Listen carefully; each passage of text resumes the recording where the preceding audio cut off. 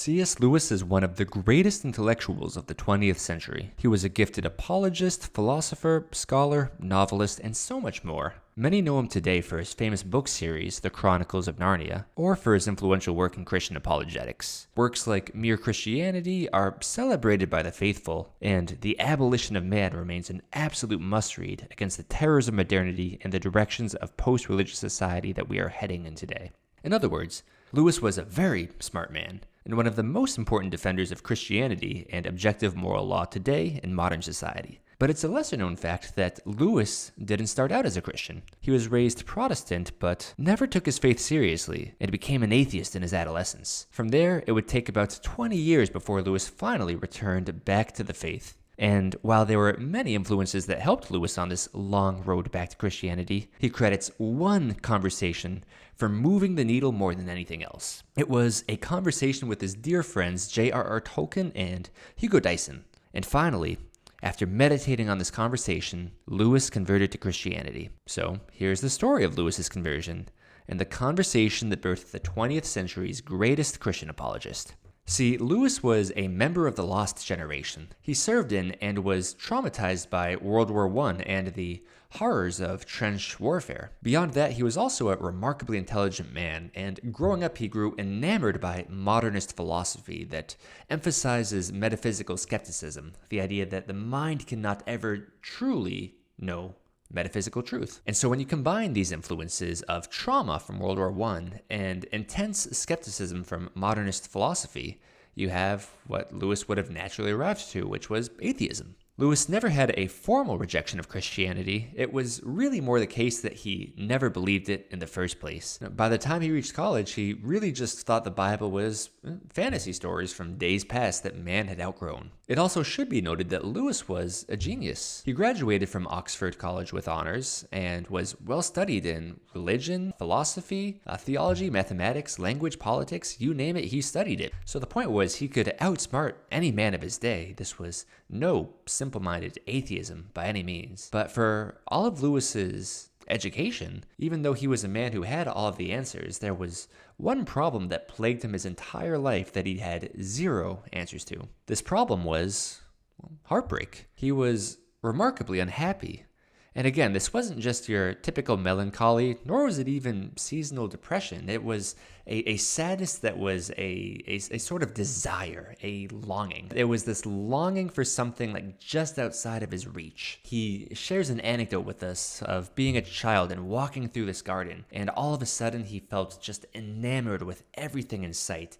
He loved the flowers, the plants, the trees, the air was fresh. He felt connected to life, nature, and all of reality. But as quick as this happiness, this joy came, it also left. And what came in its place was a sadness of wanting whatever he had that now seemed gone to the wind and the ether. And so for Lewis's entire life, he was panged by these stabbings of joy, of that desperate yearning for something just outside of his reach that was always just taunting him and teasing him. Nonetheless, Lewis persevered through his heartbreak. He went on to have a successful career in academia and secured a professorship at Oxford. And it was here that he befriended his lifelong friend J.R.R. Tolkien, who would one day go on to write Lord of the Rings. Tolkien and Lewis, they bonded over a shared love of literature and mythology, so one day, Lewis just opens up to Tolkien about his heartbreak. Tolkien, who was a practicing Catholic and took his religion very seriously, he had a blunt answer for Lewis.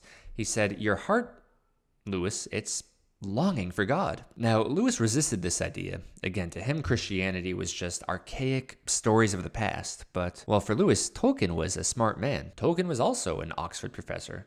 Tolkien loved the same myths and the same books and had the same education that Lewis had. And so Tolkien wasn't an idiot, but why did he bother with this Christianity thing? And so Lewis, he starts to get a little more receptive to Christianity. And then one day, he and Tolkien and their mutual friend Hugo Dyson, they were having a stroll through Oxford. And it was meant to be a easy, simple walk through campus, but ultimately it turned into this fervent, heated debate that lasted hours, think until like 3 or 4 in the morning. And you might wonder, well, what was it that they were discussing so intensely? They were, of course, discussing Christianity, but also, oddly enough, they were discussing mythology. You might wonder, well, why mythology? And the answer was, well, C.S. Lewis loved it. In fact, he even pointed out to his friends Tolkien and Dyson that when he thought of Christianity as a myth, he actually found it very enjoyable. He specifically said, if I read a pagan myth of God sacrificing himself to himself, then I liked it very much and was mysteriously moved by it. And so Tolkien and Dyson, they jumped on this point. They said, yes, Lewis, Christianity, indeed, it is a myth. But the difference is it's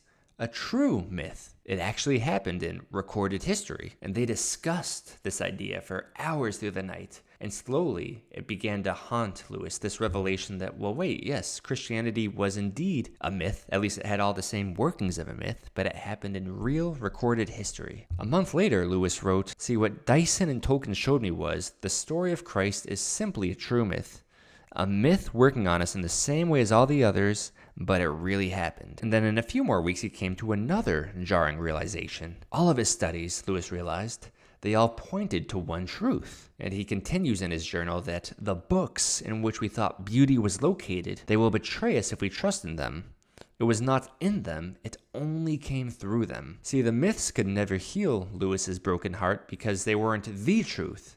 They were only pointing to the truth. Lewis spent his entire life searching for the Logos, or the Word, and finally he understood what Christianity meant when Christ said he was the Word made flesh. He is the true myth that is the truth that all of the other myths point to that happened in real recorded history. In other words, the true myth is that of the cross. And with that, funny enough, Lewis's heartache was cured. He found when he meditated upon the true myth, he felt that joy again, that joy he had been searching for and longing after his entire life. He concludes, if I find in myself desires which nothing in this world can satisfy, the only logical explanation is that I was made for another world. In other words, this isn't just a story about C.S. Lewis's conversion, rather it's also a story that is meant to impress upon you what true faith looks like. You see, faith without reason is blind, and faith without love is cold and cruel, but faith that is grounded in a love for truth is the key to human flourishing. Joy, in other words, is having faith that the truth will set you free. So the joyous life is not blind faith, nor is it just pure rationality. Rather, it's an impassioned heart and a curious mind. To love the truth with all of your heart is to begin a true walk of faith. Only the truth can set you free. And if you follow Lewis's example, then you too may just be surprised by joy. Thank you so much for watching, my friends. If you enjoyed this video, I'd appreciate it if you liked and subscribed. It goes a long way in helping my channel grow. And also, if you are a Christian man who is looking to get on top of your fitness, I am currently taking on more clients for my faith-based fitness coaching, so I'll leave a link to that in the description below if you're curious. And with that, I'd like to say thank you again, my friend, and I hope you have a blessed rest of your day.